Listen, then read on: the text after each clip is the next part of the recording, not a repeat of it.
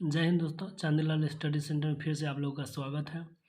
फिर से class 10th की सामाजिक विज्ञान के कुछ भी इम्पोर्टेंट ऑब्जेक्टिव क्वेश्चन कराने जा रहे हैं हम। तो बने रहे इस वीडियो में। अगर इस चैनल पर आप नए हैं तो चैनल को सब्सक्राइब करें, शेयर करें।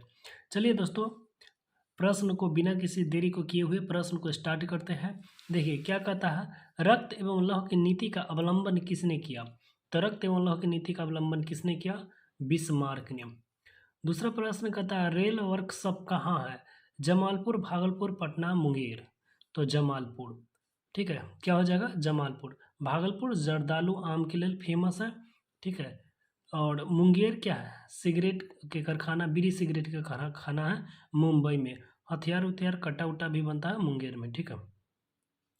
चलिए अगला प्रश्न 3 नंबर का था, सुनामी का प्रमुख कारण क्या है? तो देखिए, भूकंप आता है तो वह स्थल पर आता है। सुनामी जब भी आएगा तो समुद्र में आएगा, यानी समुद्र के तली पर जो कंपन होता है ना, तो उसको सुनामी कहा जाता है, ठीक है। और वही जब भूमि पर होता है तो उसे क्या कहते हैं? भूकंप कहते हैं। कहता है सुखाड़ क्या है? तो देखिए, सुखाड़ एक आपदा है जो प्राकृतिक में स्वतः आता है, इसलिए उसे प्राकृतिक आपदा कहते हैं। यह किसी मानव के द्वारा नहीं लाया जाता, जैसे आतंकवाद हो गया, रेल दुर्घटना हो गया, रासायनिक हथियार हो गया, ये सब मानव जनित आपदा है। और ये प्राकृतिक आपदा। सुखाड़ क्या है? प्राकृतिक आपदा। भूस्खलन हो गया, भूकंप हो गया, सुनामी हो गया, बाढ़ हो गया, ये सब प्राकृतिक आपदा है। चलिए 5 नंबर प्रश्न का था, देखिए प्राकृतिक आपदा उसे कहेंगे जो प्राकृतिक में खुद होता है, ठीक है। किसी मनुष्य का इसमें हाथ नहीं होता है, उसे प्राकृतिक आपदा कहते हैं। मानव जनित आपदा उसे कहते हैं जो मानव के द्वारा होता है, ठीक है। यानी मानवीय भूल के कारण होता है तो उसे मानव जनित आपदा कहते हैं। चलिए 5 नंबर प्रश्न कहता है कि मानव शरीर में जल का मात्रा कितना प्रतिशत होता है? वैसे तो 60 से 80% तक ले होता है, लेकिन 65% ऑप्शन में रहता है। चलिए ठीक है। 6 नंबर प्रश्न देखिए क्या कहता है कि इनमें से कौन सा जीव केवल भारत में ही पाया जाता है? तो देखिए, केवल भारत में पाया जाता है तो मगरमच्छ हो गया, डॉल्फिन हो गया, व्हेल हो गया, कछुआ हो गया। तो ये गंगा डॉल्फिन है ना, केवल भारत में पाया जाता है, तो इसका आंसर हो जाएगा गंगा डॉल्फिन, ठीक है। कहता है सीमेंट उद्योग का प्रमुख कच्चा माल क्या है? यानी सीमेंट जो बनता है तो वो किस चीज़ से बनता है? तो सीमेंट चूना पत्थर से बनता है, तो उसके लिए कच्चा माल क्या हो गया? सीमेंट के लिए चूना पत्थर हो गया।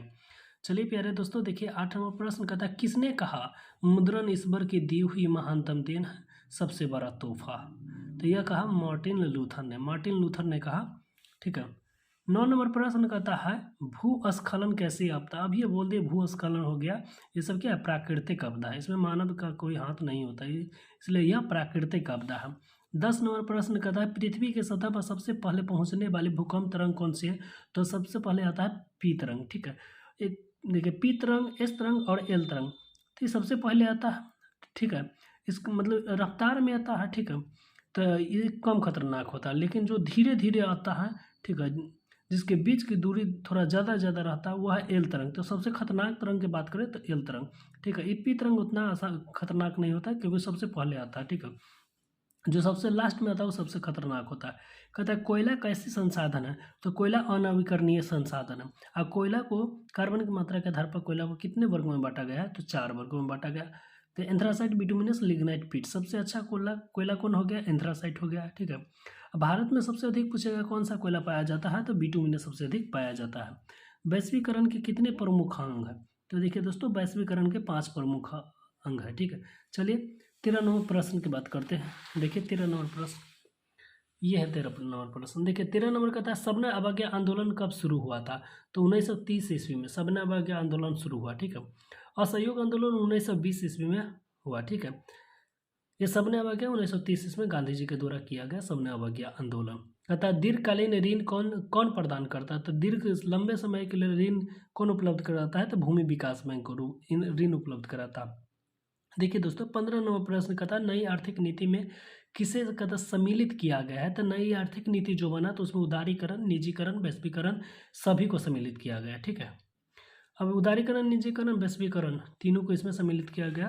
देखिए, उपभोक्ता द्वारा शिकायत करने के लिए कितने आवेदन शुल्क लगता है? तो एक भी आवेदन शुल्क नहीं लगता है।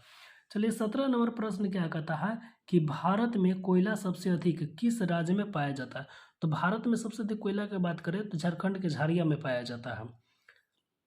कौन सी सेवा गैर सरकारी है, यानी सरकारी नहीं है? कहता है सैन्य सेवा, ये तो सरकारी, वित्त सेवा सरकारी है, रेल सेवा सरकारी, मॉल सेवा हो जाएगा। इसका आंसर क्या हो जाएगा? गैर सरकारी में मॉल सेवा। देखिए 19 नंबर प्रश्न कहता है कि हिंद चीन पहुंचने वाला प्रथम व्यापारी था। तो हिंद चीन पहुंचने वाला प्रथम व्यापारी पुर्तगाली था। ठीक है, भारत आने वाला भी पुर्तगाली था, जो वास्को डी गामा। देखिए सामंती व्यवस्थाओं से हटकर किस प्रकार की शहरी व्यवस्था की शुरुआत होती है? तब प्रगतिशील प्रवृत्ति की शुरुआत होती है। देखिए दोस्तों 21 नंबर प्रश्न कहता है कांट कपूर को विक्टर इमैनुअल ने किस पद पर नियुक्त किया? तो कांट कपूर ने विक्टर इमैनुअल को प्रधानमंत्री के पद पर नियुक्त करता है। ठीक है, 22 नंबर प्रश्न कहता है बोल्शेविक क्रांति कब हुआ? तो बोल्शेविक क्रांति या रूसी क्रांति नवंबर 1917 ईस्वी में हुआ। देखिए प्यारे दोस्तों 23 नंबर प्रश्न क्या कहता है वियना कांग्रेस कब हुआ? तो वियना कांग्रेस 1815 ईस्वी में हुआ। 24 नंबर प्रश्न देखिए क्या कहता है कार्ल मार्क्स का जन्म कहाँ हुआ था? तो जर्मनी में हुआ था। ठीक है, लास्ट प्रश्न है फ्रैंकफर्ट की संधि कब हुआ? तो फ्रैंकफर्ट की संधि 1871 ईस्वी में हुआ। आई होप यह वीडियो आप लोगों को अच्छा लगा होगा। दोस्तों अगर आप मेरे चैनल पर नए हैं तो लाइक करें, सब्सक्राइब करें, साथ ही घंटी को दबाना तो ना भूलिएगा। फिर मिलेंगे नेक्स्ट वीडियो में, तब तक ले जय हिंद जय भारत।